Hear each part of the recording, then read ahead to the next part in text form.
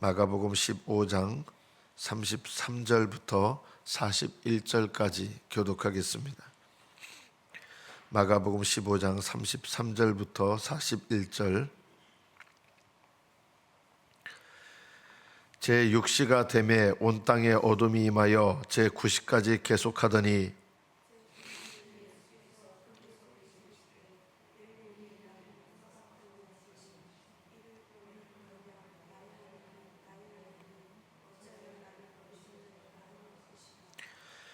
곁에 섰던 자 중 어떤 이들이 듣고 이르되 보라 엘리야를 부른다 하고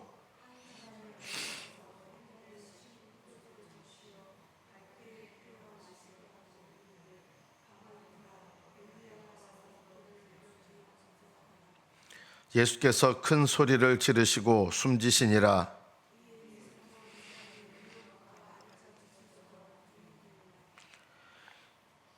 예수를 향하여 섰던 백부장이 그렇게 숨지심을 보고 이르되 이 사람은 진실로 하나님의 아들이었도다 하더라.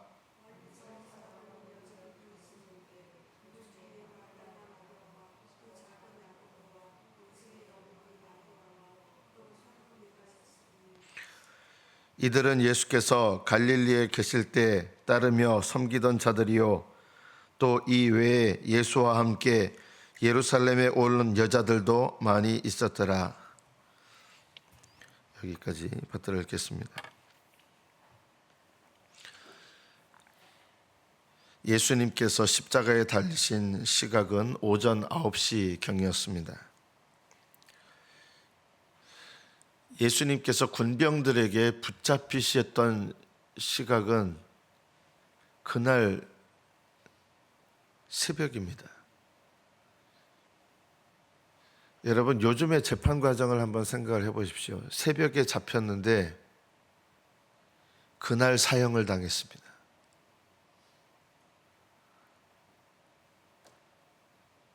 재판도 졸속 재판이죠. 새벽에 급하게 재판을 했습니다. 결론이 정해진 재판입니다. 예수님께서 붙잡히신 지 몇 시간 되지 않은 상태에서 그날 당일, 그것도 오전 9시에 십자가에 달리십니다. 인간의 재판도 이렇게 재판하는 경우는 없습니다. 예수님께서 십자가에 오전 9시에 달리셨는데 가장 밝은 대낮 12시부터 오후 3시까지 3시간 동안 온 땅에 어둠이 임했습니다. 어떤 사람들은 이것이 일식현상이라고 이야기하는 분들도 있습니다. 결코 일식현상일 수가 없습니다. 왜냐하면 6월절 때이기 때문에 6월절 때는 만월의 상태거든요. 이때에는 일식현상이 결코 일어나지 않습니다. 그러니까 일식현상이 아닙니다. 그리고 일식현상이 3시간이나 지속되는 경우는 없습니다. 길어야 7분 정도입니다. 7분에서 10분 정도 일식현상이 지속되지 이렇게 3시간 동안 온 땅에 어둠이 임하는 일은 일어나지 않습니다.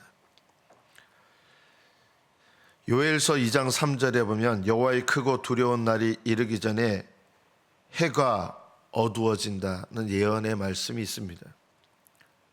이 예언이 이루어진 것입니다. 여호와의 크고 두려운 날은 주님께서 재림하시는 심판의 날입니다.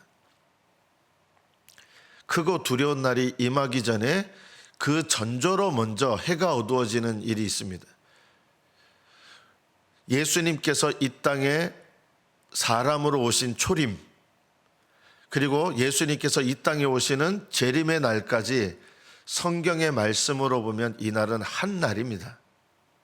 초림부터 재림까지 우리는 2000년이 지났지만 하나님께는 한 날일 뿐입니다. 여호와의 날입니다.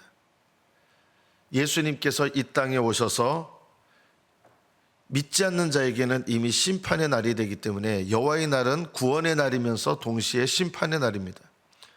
믿는 자에게는 구원의 날이고 믿지 않는 자에게는 심판의 날입니다.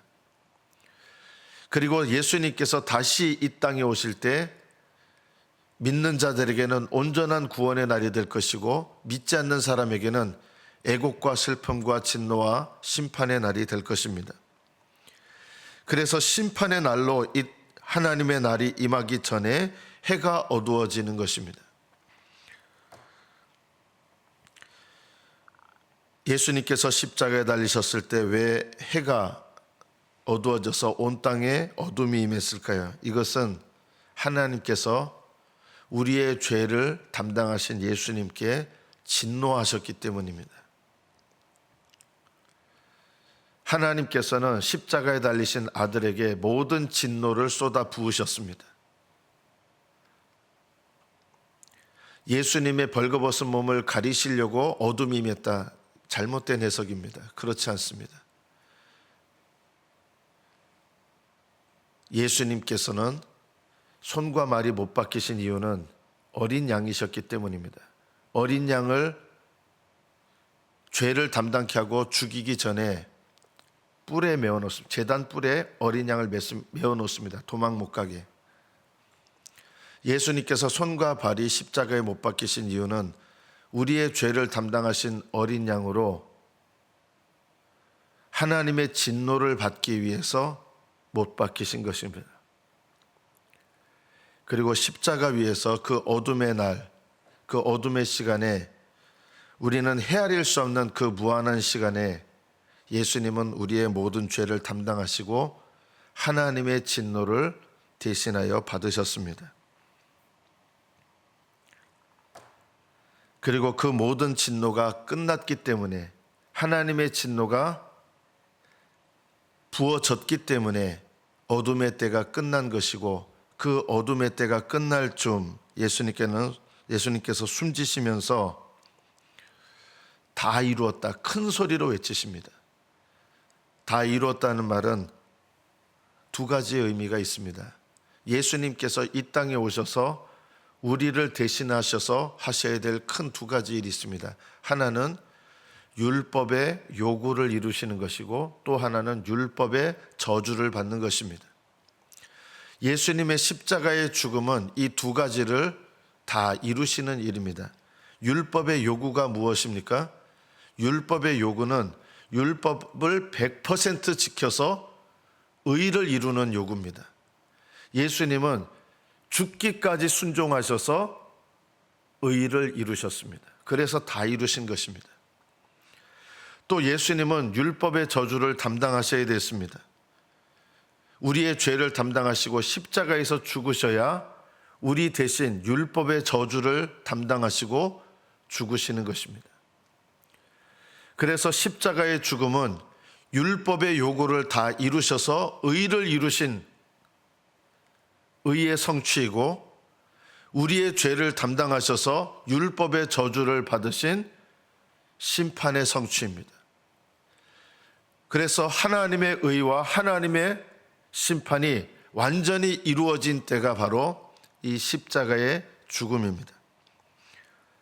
이 캄캄함, 하나님의 진노가 임하던 이 캄캄함을 예수님은 감당하셨고 십자가에서 죽으심으로 의를 이루시고 우리를 위한 죄가 되셔서 심판을 완전히 담당하셨습니다. 주님께서 큰 소리를 지르시며 다 이루었다고 말씀하시던 그 순간 성전에 있던 지성소와 휘장을 가로막고 있던 지성소와 성소를 가로막고 있던 휘장이 위에서부터 아래로 찢어졌습니다. 사람이 손으로 잡아당겨도 안 찢어집니다. 여러 실을 섞어서 두텁게 만들었던 휘장이기 때문에 여러 사람이 당겨도 찢어지지 않는 휘장입니다. 이 휘장이 위에서부터 아래로 찢어졌습니다. 그것은 예수님의 십자가의 죽으심으로 말미암아 의를 이루셨고 심판을 온전히 다 감당하셨기 때문에 하나님과 사람 사이를 가로막고 있던 휘장이 예수님의 십자가의 죽음으로 인하여 더 이상 필요가 없게 된 것입니다. 하나님과 죄인 사이에 가로막혀 있던 상징적인 이 휘장이 예수님의 십자가의 죽으심으로 의를 이루시고 의를 이루심으로 죄인이 하나님께 의롭다함을 얻어 나갈 수가 있게 되었습니다. 주님께서 십자가에서 죽으심으로 우리의 심판을 담당하셔서 하나님 앞에 나갈 수 없는 죄인이 하나님 앞에 나갈 수가 있게 됐습니다. 하나님 앞에 나가려면 죄가 없어야 되고 의가 있어야 됩니다. 예수님은 이 십자가의 은혜로 우리의 죄를 다 담당하셨고 하나님께 나아갈 수 있는 우리의 의를 이루셨습니다. 여러분 기억하셔야 됩니다. 예수님께서 의를 이루시기 위해서는 태어나시면서부터 죽기까지 순종하셔야 되는 거예요. 십자가의 죽음만이 우리에게 필요한 것이 아니었습니다. 이 땅에 사람으로 태어나면서부터 돌아가시기까지 그때까지 온전히 순종하셔야 우리의 의가 되시는 것입니다. 예수님께서 이 땅에서 33년 동안 사셔야 됐던 이유는 우리의 의를 이루기 위함입니다. 십자가의 죽음만이 필요한 것이 아닙니다. 예수님의 완전하신 삶 또한 우리에게 필요했습니다. 십자가는 의를 이루시고 심판을 완성하시는 하나님의 은혜의 자리였습니다. 예수님께서 십자가에 달리시기 바로 직전에 엘리 엘리 라마 사박다니 하나님 나의 하나님 나의 하나님 어찌하여 나를 버리셨나이까 이 부르짖음으로 큰 소리로 외치셨습니다. 그러자 이 소리를 듣고 한 사람이 달려가서 해면에 신포도주를 적셔 갈대에 꿰어 마시겠습니다. 이거는 목말라서 예수님에게 목마르니까 불쌍하다 해서 준 게 아닙니다. 이것도 예언의 성취였습니다.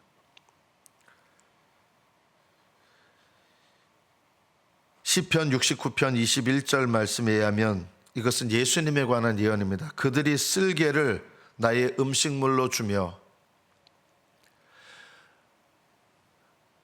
모략을 타서 예수님께 십자가에 못 박기 전에 예수님께 줬죠. 이게 쓸개예요. 이걸 왜 줬냐면 요즘 말로 말하면 마취제와 같은 거예요.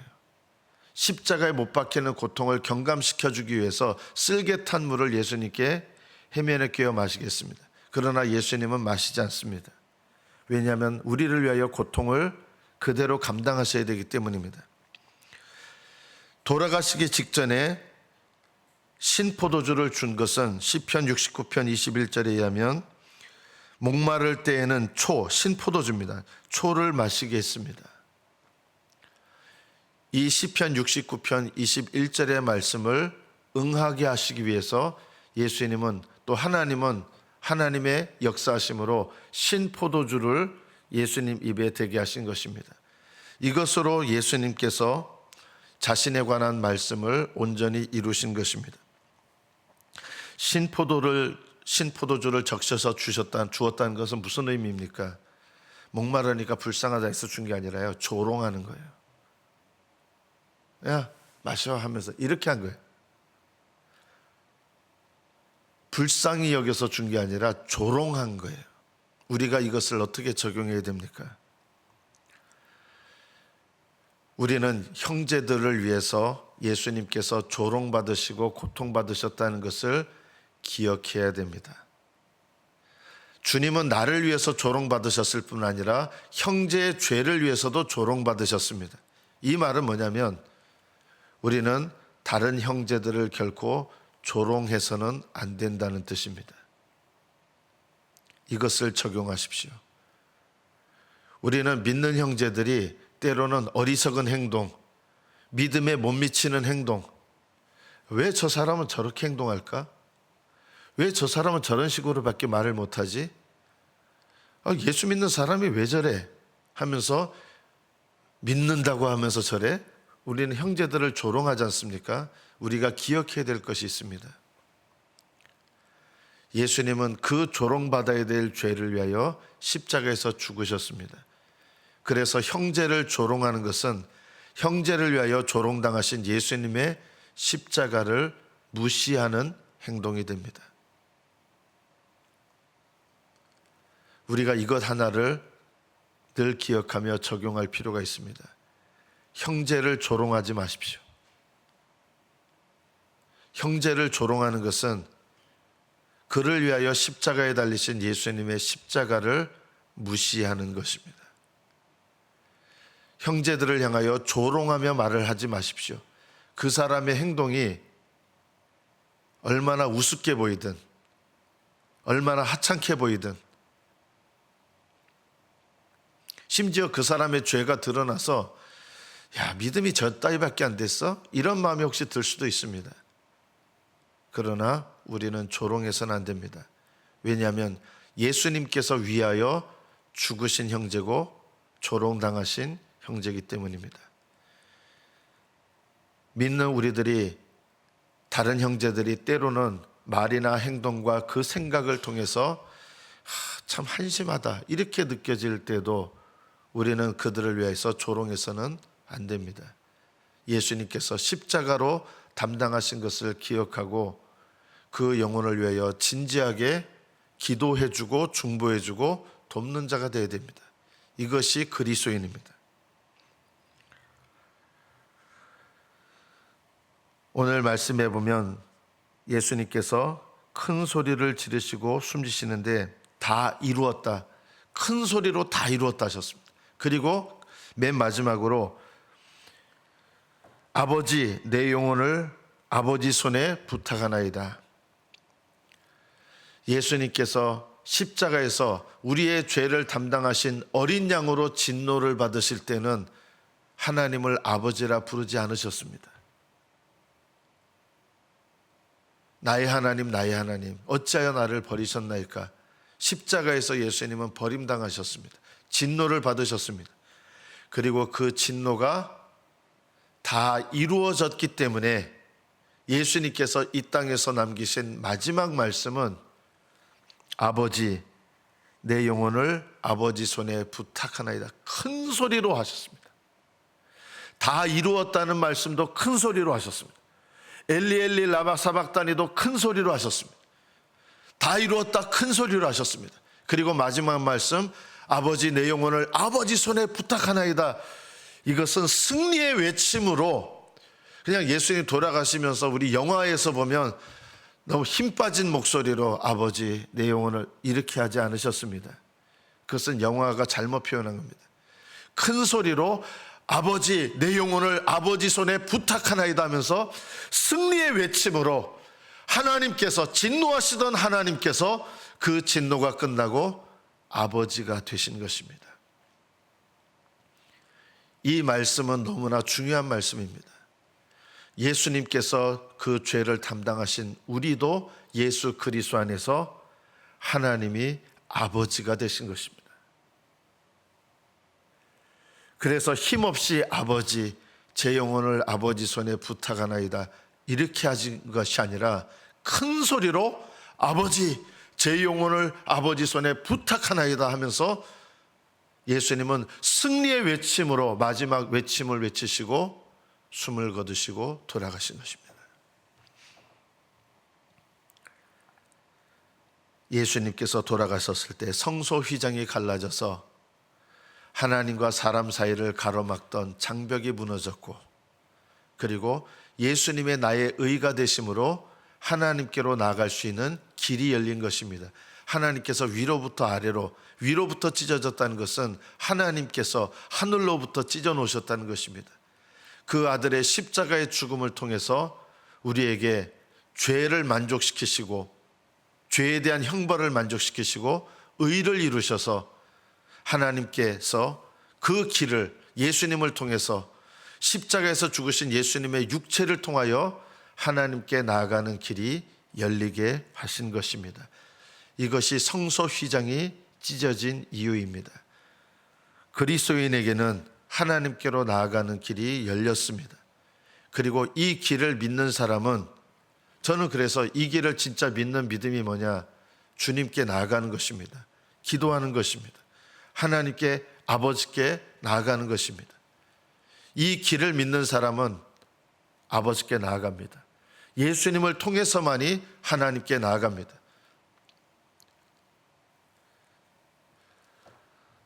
어떤 종교를 믿든지 그 종교에 충실하고 양심적으로 살면 하늘 날아간다. 거짓말입니다. 불가능합니다. 사람이 양심대로 살면 천국 간다. 불가능합니다. 도덕적으로 살면 천국 간다. 불가능합니다.